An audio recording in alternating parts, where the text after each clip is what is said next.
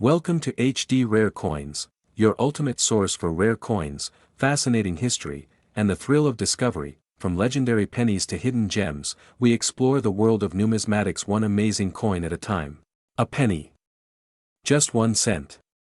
You see it on sidewalks, ignore it at the bottom of your wallet, maybe toss it into a tip jar or a fountain with a half-hearted wish. But the 1988 1-cent coin minted in the United States isn't just another piece of copper-colored change. No, this one is special. This one holds a secret.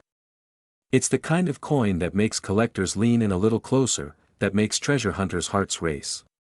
Because somewhere out there, among billions of ordinary pennies, there lies one small, extraordinary mistake. And that mistake has turned this unassuming coin into a six-figure legend. To understand how we got here, we have to rewind, back to 1988, a year of transformation in more ways than one. George H.W. Bush was campaigning for president. The Cold War was inching toward its end. Die Hard was playing in theaters, and Americans were buying their first home computers. It was a time of change, innovation, and quiet transitions. And in the halls of the U.S. Mint, change was happening too, though almost no one noticed. The Lincoln cent, featuring the enduring profile of Abraham Lincoln, had already been in circulation for nearly 80 years. Since 1909, his face had graced the obverse side of the coin, stern, timeless, and unwavering. And since 1959, the reverse had showcased the Lincoln Memorial, replacing the earlier wheat ears that once flanked the reverse of the penny. By 1988, this design was so deeply ingrained in American life that no one gave it a second glance, but beneath the surface of routine minting operations, subtle changes were underway. Starting in 1989, the U.S. Mint planned to introduce a modified design on the obverse, the front, of the Lincoln cent. This change was part of the regular process of die updates. The design was still Lincoln, but the style of the engraver's initials, and the way certain features like the bust's shoulder and the space between the letters were presented, were slightly different. To prepare for this transition, the Mint had created new master dies with the updated design. These were meant to be used starting in 1989, but as fate would have it, one of them was used early. That brings us to what collectors now call the 1988 reverse of 1989 penny, a numismatic oddity that escaped the Mint's walls and quietly slipped into circulation. To the untrained eye, it looks just like every other penny. Same reddish tone, same weight, same feel. But look closely, very closely, and you'll notice that the reverse of this coin has a small but important feature borrowed from the future.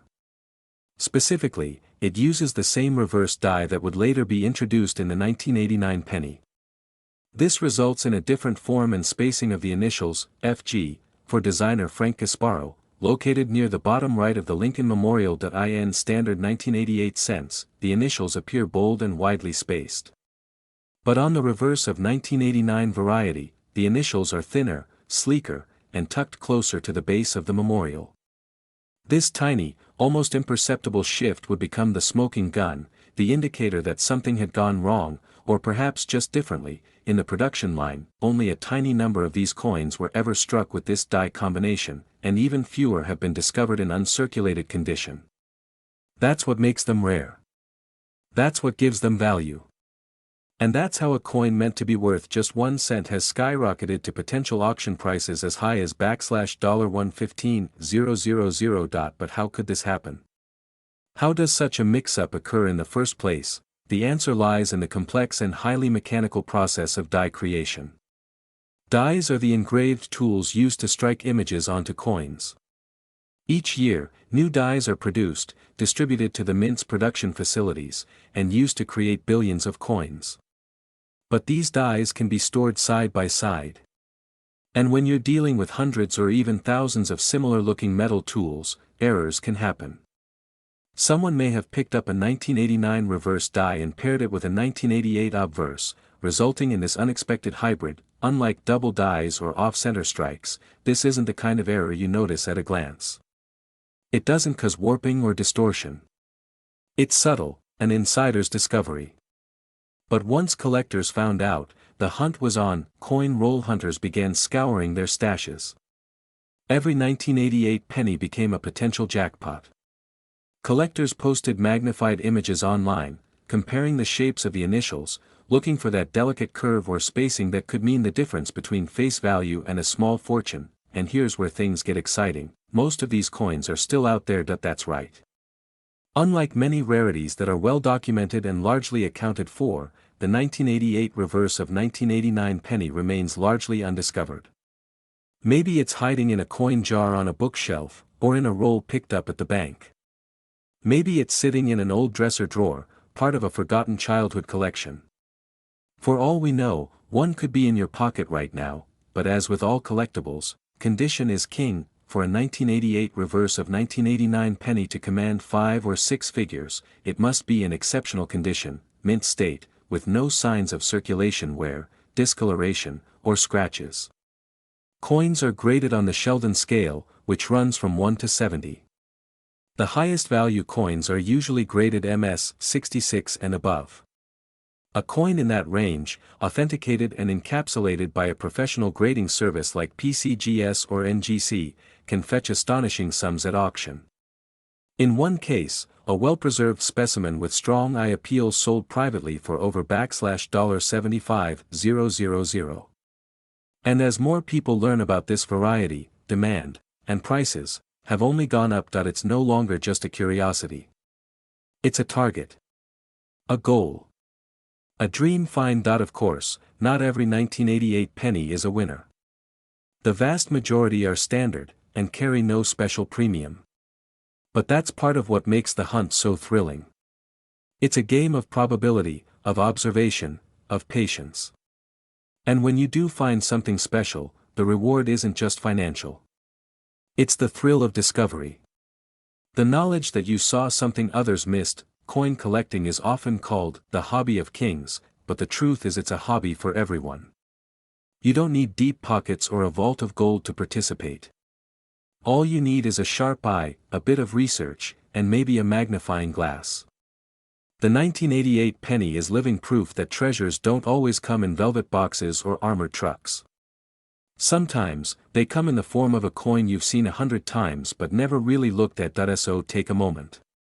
Dig through that jar of change. Open the drawers. Unroll that roll of pennies you bought but never searched. Look for the signs. Check the reverse. Examine the initials. Because 1 cent, one tiny cent from 1988, could be hiding in plain sight, and could be worth up to $115,000. And that's just the beginning. The thrill of the unknown has always been part of the collector's mindset. There's something about holding a coin in your palm that might be different, rare, even one of a kind.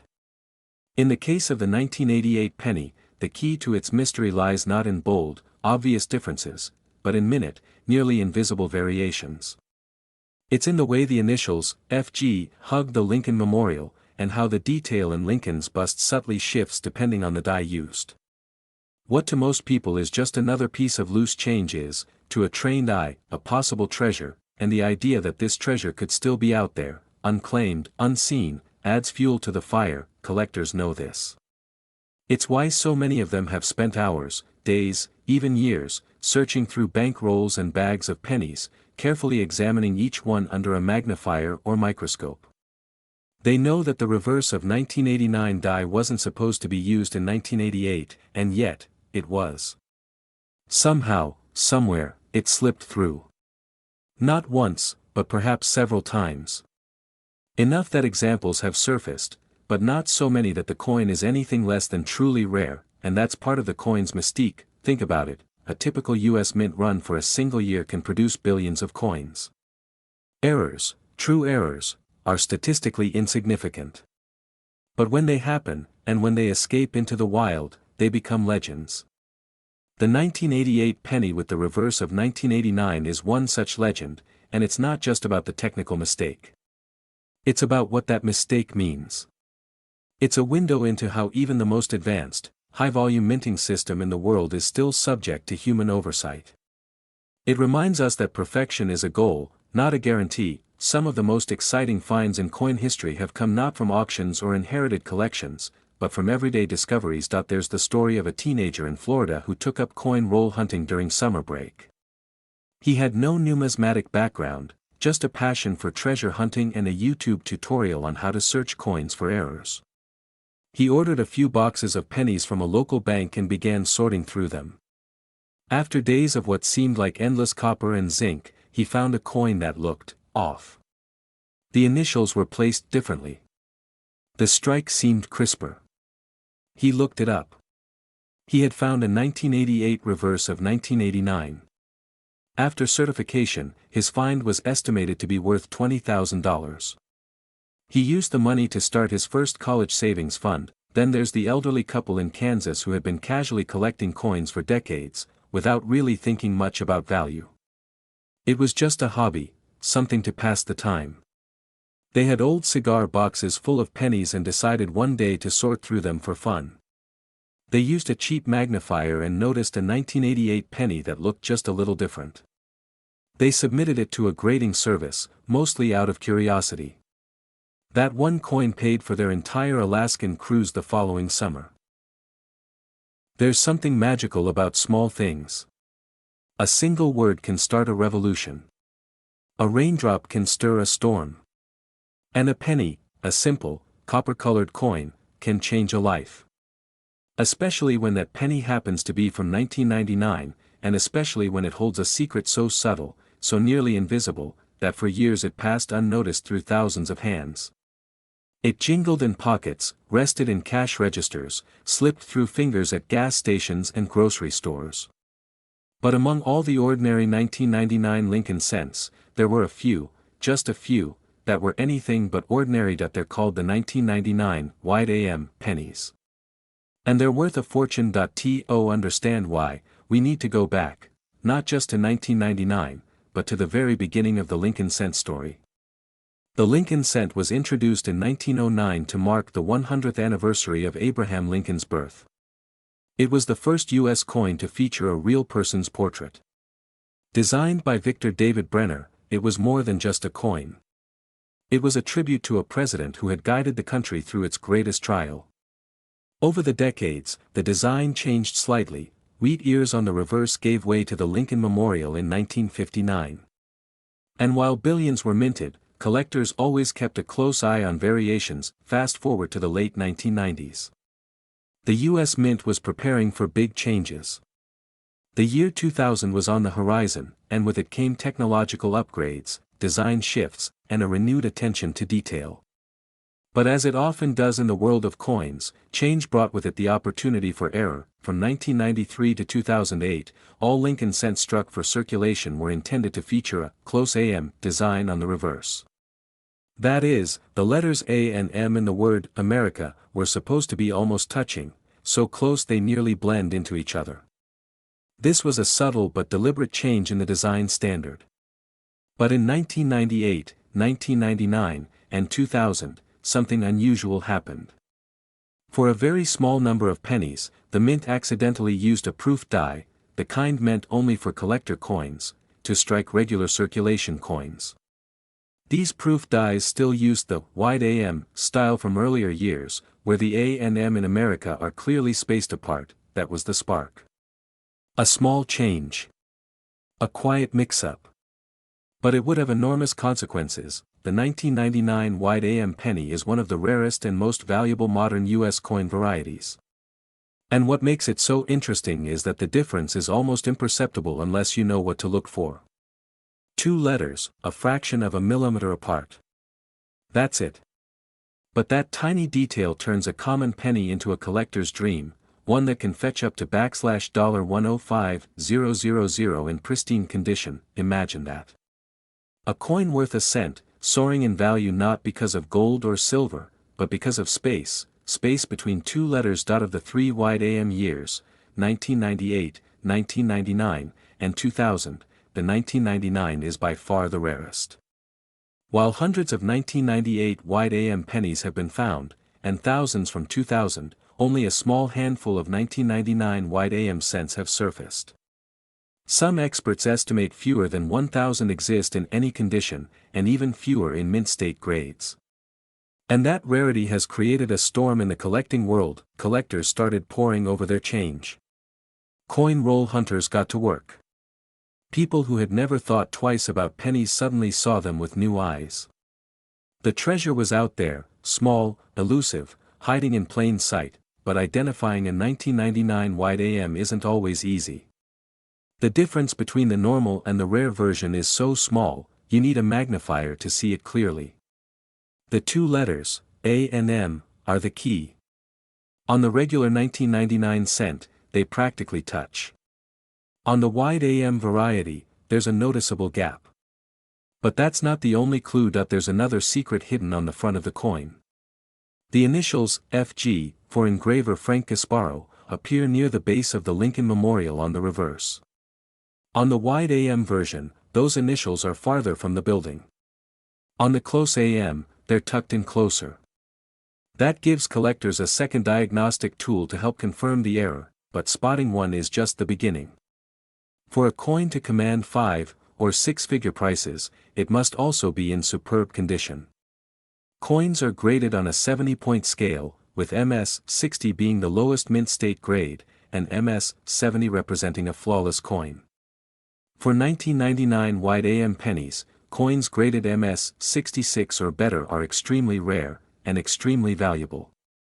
One such coin sold at auction for more than $80,000. Another fetched over $100,000. And with demand only growing, collectors believe the next MS 67 example to come to market could push even higher, breaking the $105,000 threshold. It's a staggering sum. Especially for a coin that you could, theoretically, still find in circulation today, and that's what keeps the hunt alive. Unlike ancient coins locked away in museums or rare gold pieces sitting in vaults, the 1999 wide AM penny is a modern mystery. It's still out there, floating through the economy, waiting to be found. It could be at your local gas station. It could be in a roll of coins you got from the bank. It could be in your change from lunch. The idea that something so valuable is hiding in something so common is what fuels the obsession. And that obsession has turned ordinary people into coin detectives. They carry loupes in their pockets. They post close-up photos online, comparing spacing and angles and wear. They share stories in Facebook groups, Reddit threads, and numismatic forums. The wide AM community has become a global network of seekers, each hoping to be the next to make a once-in-a-lifetime find, but there's something else driving the fascination, beyond the money. It's the story.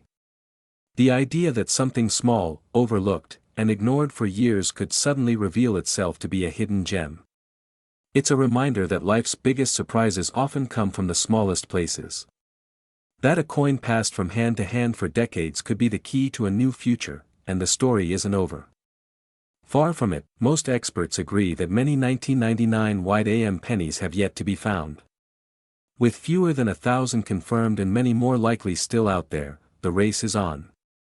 Every coin roll is a new chance. Every pocketful of change is a mystery waiting to be solved, and as long as people believe in the possibility, even the slim possibility, that their penny might be the one, the legend of the 1999 wide AM will continue to grow, because in the world of coin collecting, one detail can change everything, and 1 cent can be worth $105,000. Once you spot that tantalizing wide AM spacing, the next question becomes, is it real? Authenticating a rare penny isn't something done casually. The world of coin collecting has grown sophisticated. With high values come high stakes, and if a 1999 wide AM penny could be worth over $100,000, then confirming its authenticity is more than a matter of curiosity. It's a serious step into a different world. That journey typically starts with a good magnifier or a digital microscope. At home, a collector might photograph the coin under strong lighting, zooming in on the AM in America and the tiny FG initials. But even then, the average person can only get so far. The real validation happens when the coin is submitted to a professional grading service like PCGS or NGC. These organizations don't just authenticate coins, they give them a formal grade, encapsulate them in protective holders, and provide certification that can travel with the coin for life. It becomes a passport, a resume, and a guarantee all in one. And when that coin comes back in a slab labeled 1999 1C wide AM, MS-67 red, everything changes, collectors and dealers know that such a coin is rare. Exceptionally rare. And its value skyrockets because now, it's no longer a maybe. It's a confirmed, certified piece of American numismatic history. Auction houses take note. High-end collectors begin circling. Private offers start appearing. In fact, some of the most jaw-dropping coin sales in recent memory have involved certified wide AM pennies. One particularly stunning example, graded MS-67 red, sold for $84,000 at auction, more than the price of a brand new luxury car. And while that was an outlier at the time, the trend has only strengthened. As more collectors become aware of this error, demand has climbed, but supply hasn't followed. Why? Because the 1999 wide AM penny is not just rare, it's vanishingly rare in high grade. Most examples that did escape into circulation were used like any other coin. They passed through vending machines. They sat in hot car cup holders. They were cleaned, scratched, pocket-worn, and scuffed. And in the world of high-end coin collecting, condition is everything. That's why a mint-state example, especially one that still glows red with original copper brilliance, is like lightning in a bottle. And for some lucky individuals, that bottle has already struck. Take the story of a retired school teacher in Oregon who began collecting pennies after reading an article online. She didn't know anything about coin errors, but she had always believed in saving change. She went through her jars of pennies slowly, methodically, examining each one with a jeweler's loupe. Then one day, she saw it, the wide AM, the correct FG positioning, the pristine fields. She had it certified, and it sold at auction for nearly $95,000. She used the money to pay off her mortgage. Or consider the father and son in New Jersey who took up coin roll hunting as a bonding activity. They spent weekends driving to local banks, buying boxes of pennies, and spending hours sorting through them at the kitchen table. After 6 months and hundreds of hours of searching, they found their treasure, a 1999 wide AM penny in remarkable condition. The boy was just 13 years old. That coin later funded his first year of college.